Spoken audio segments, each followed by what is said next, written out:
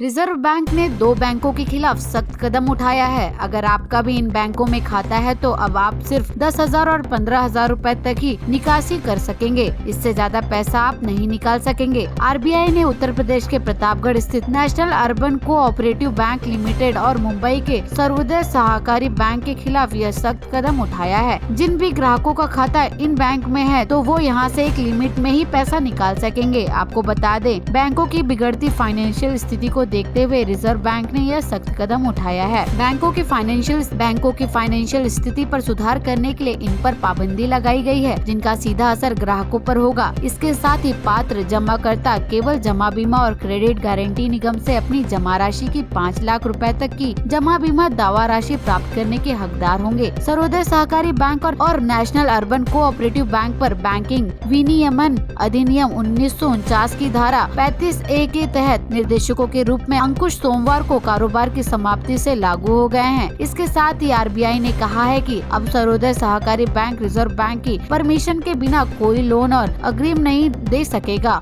और न ही उनका नवीकरण कर सकेगा। इसके अलावा वह कोई निवेश नहीं कर पाएगा, कोई द्वितीय नहीं ले सकता है या कोई भुगतान नहीं कर सकता है, चाहे वह अपनी देनदारियों और दायित्वों के निर्वहन के रूप में हो या ना हो। केंद्रीय बैंक ने कहा है कि विशेष रूप से सभी बचत बैंक या चालू खाते या जमाकर्ता के किसी अन्य खाते में कुल शेष राशि से 15,000 रूपए से अधिक की राशि निकालने की अनुमति नहीं दी जा सकती है। रिजर्व बैंक ने यह भी कहा है, जारी दिशा निर्देशों को रिजर्व बैंक द्वारा बैंकिंग लाइसेंस रद्द करने के रूप में नहीं लिया जाना चाहिए। नेशनल अरब बैंक कोऑपरेटिव बैंक लिमिटेड भी आरबीआई की परमिशन के बिना किसी भी लोन और अग्रीम के स्वीकार या नवीकरण नहीं कर सकता है, कोई निवेश नहीं कर सकता है, कोई देनदारी नहीं ले सकता है या अपनी देनदारियों एवं दायित्वों के एवज में कोई भुगतान नहीं कर सकता है। केंद्रीय बैंक ने कहा है कि बैंक के बचत खातों या चालू खातों पर जमाकर्ता के किसी भी अन्य खाते में कुल शेष राशि में 10,000 रूपए से अधिक की राशि निकालने की अनुमति नहीं दी जा सकती है। इसके साथ ही आरबीआई ने कहा है कि इन दिशा निर्देशकों को बैंकिंग लाइसेंस रद्द करने के रूप में नहीं समझा जाना चाहिए। बैंक अपनी वित्तीय स्थिति में सुधार होने तक इस तरह की पाबंदियों के साथ बैंकिंग कारोबार जारी रखेगा। आरबीआई ने कहा है कि ये बंदिशें 15 अप्रैल 2024 को कारोबार बंद होने से 6 महीने तक लागू रहेंगी और समीक्षा के अधीन रहेंगी।